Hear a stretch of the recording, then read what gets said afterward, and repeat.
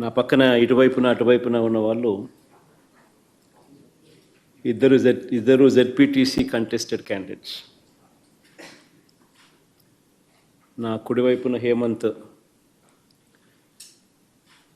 Pulivendula ZPTC, Pulivendula rural మండలానికి ZPTC contested candidate.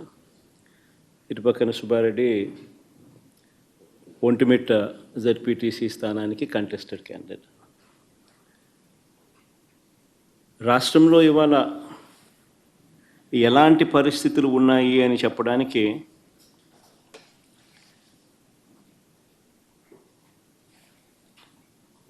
నిజంగా ఈ రెండు ఎలక్షన్లు ఒక ఉదాహరణ. అసలు మొట్టమొదటిసారిగా బహుశా రాష్ట్ర చరిత్రలో ఎప్పుడు జరిగి ఉండదేమో బూతుల్లో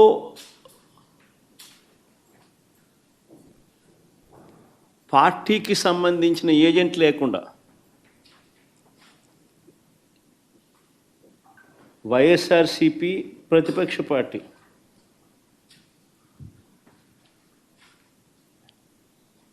పులివెందుల రూరల్లో జరిగిన జెడ్పీటీసీ స్థానానికి జరిగిన ఎన్నికల్లో 15 బూతుల్లో ఉన్న 15 బూతులకు ఎన్నిక జరిగి రూరల్ మండలంలో 10,600 ఓట్లకు సంబంధించిన ఎన్నిక. ఆశ్చర్యం ఏమిటంటే బూతుల్లో వైఎస్ఆర్సీపీ ఏజెంట్ లేడు. వైఎస్ఆర్సీపీకి సంబంధించిన ఏజెంట్ బూత్లో కూర్చోకుండా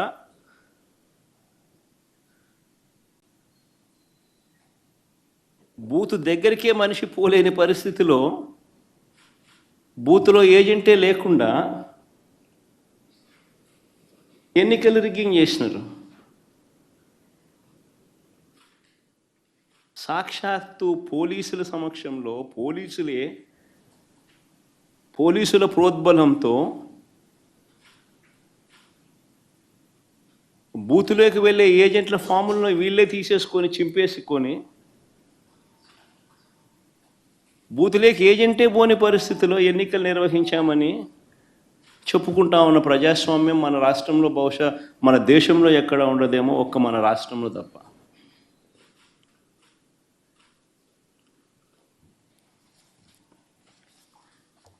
అసలు ఎన్నికల్లో బూత్ ఏజెంట్కు సంబంధించిన విధులు, బాధ్యతలు, హక్కులు ఏమిటి తెలుసా?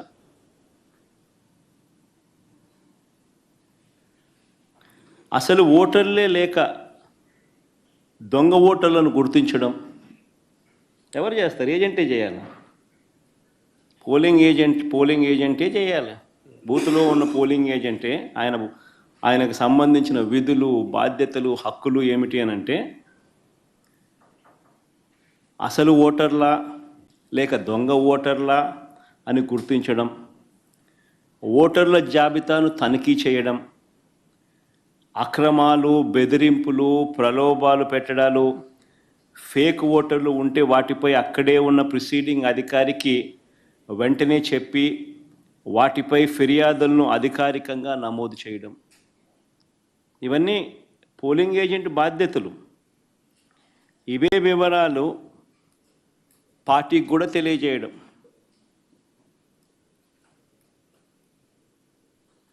ఈ బాధ్యతలు ఉంటాయి కాబట్టి ఏజెంట్లకు హక్కులు కూడా కల్పిస్తారు. వారు ఖచ్చితంగా బూత్లో కూర్చునే హక్కు, ఓటర్ల జాబితాను తనిఖీ చేసే హక్కు, అభ్యంతరాలు తెలియజేసే హక్కు, పోలింగ్ రికార్డులను పరిశీలించే హక్కు, కౌంటింగ్ వరకు కూడా దీనికి సంబంధించిన సమాచారాన్ని పొందే హక్కు, ఇవన్నీ కూడా ఏజెంట్లకు ఉంటాయి. ఒక పోలింగ్ ఏజెంటు బూతులోకి పోతూనే ఫామ్ 12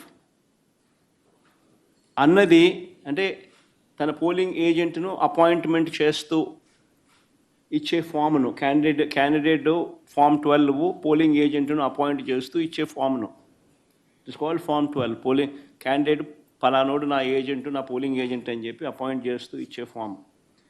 ఆ ఫామ్ను తీసుకొని పోయి ఆ పోలింగ్ ఏజెంటు ఎన్నిక స్టార్ట్ కాకమునిపే ప్రిసీడింగ్ ఆఫీసర్కి ఇస్తాడు ఆ ఫామ్. ప్రొసీజర్ అది. ఆ తర్వాతనే బూత్లో కూర్చుంటాడు. మా ఏజెంట్ల నుంచి ఈ ఫాములను నిన్న టీడీపీ వాళ్ళు పోలీసులు దగ్గరుండి లాక్కోవడము, చింపేసేయడము.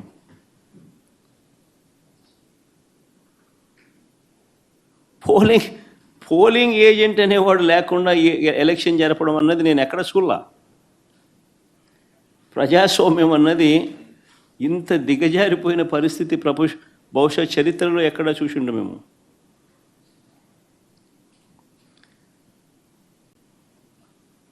ఓటర్ వచ్చి తన పేరు చెప్పిన తర్వాత, ఓటర్ మామూలుగా ఎన్నికల్లో పోలింగ్ రూమ్లోకి వచ్చిన తర్వాత యూజువలీ ఆ ఓటరు తన పేరు చెప్తాడు గట్టిగా.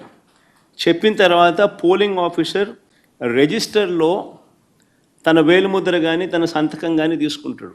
ఆ ఓటర్కు సంబంధించిన సమాచారాన్ని తాను పోలింగ్ ఆఫీసర్ ఆ రిజిస్టర్లో వేలుముద్ర అన్న, ఓటర్ వేలుముద్ర లేదా సంతకమన్నా తీసుకుంటాడు రిజిస్టర్లో.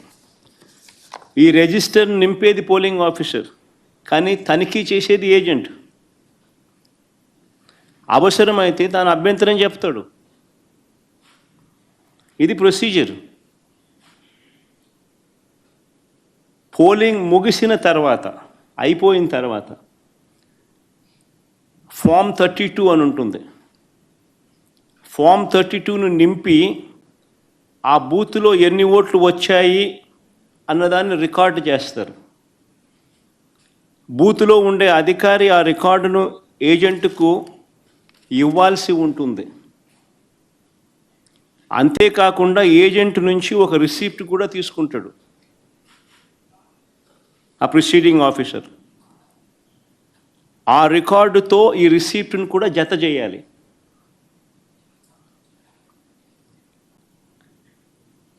ఆ రికార్డును కూడా ధృవీకరించాల్సి ఉంటుంది. ఇది ప్రొసీజర్. బ్యాలెట్ బాక్స్కు సీల్ వేసేటప్పుడు, బ్యాలెట్ బాక్స్కు సీల్ వేసే ప్రక్రియ పూర్తయ్యే వరకు ఏజెంట్ అక్కడే ఉంటాడు. బ్యాలెట్ బాక్స్ సీల్పై కూడా ఏజెంట్ సంతకం చేస్తాడు.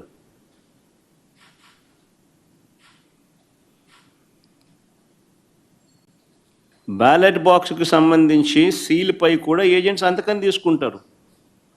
మరి నేను అడుగుతా ఉన్నా, మళ్ళీ ఇవన్నీ జరిగాయా అని అడుగుతా ఉన్నా.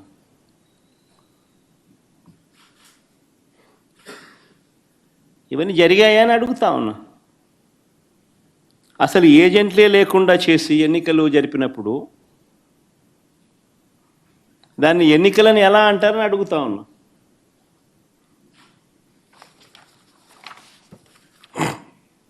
నిజంగా డెమోక్రసీలో ఉన్న ప్రతి ఒక్కరూ కూడా దీని గురించి ప్రశ్నించకపోతే, దీని గన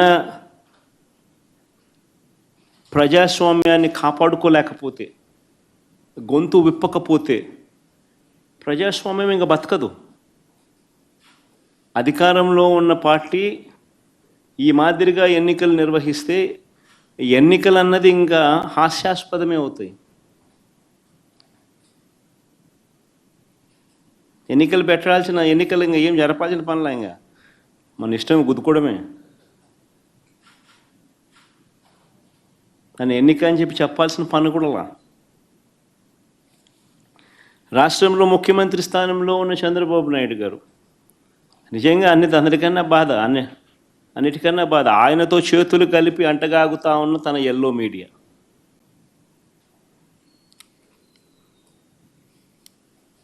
వీరి ఎజెండా ఏమిటి అని అంటే ప్రజలకు మంచి చేయడం కాదు,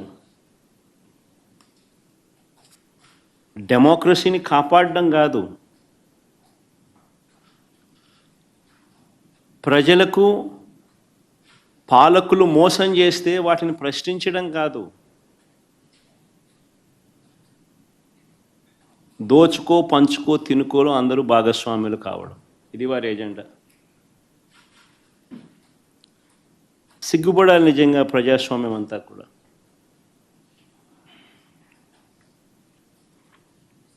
ఈరోజు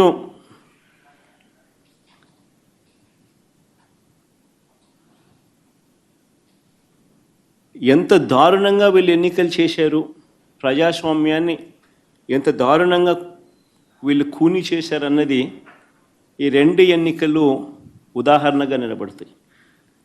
నేను కొన్ని సన్నివేశాలు చెప్పుకుంటూ పోతాను, సో దట్ అసలు ఎన్నిక అనేది ఎలా జరిగింది అన్నది కూడా రాష్ట్ర ప్రజలందరికీ కూడా అవగాహన అన్నది వస్తుంది. బందిపోటు దొంగలు ఉంటారు చూసినారా, డెకాయిట్స్. ఇంతకుముందు ఏదో ఏం వ్యాలీ అది, చంబల్ వ్యాలీ అని వింటా అంటాం. ఈరోజు నిజంగా దాన్ని మరిపించినారు.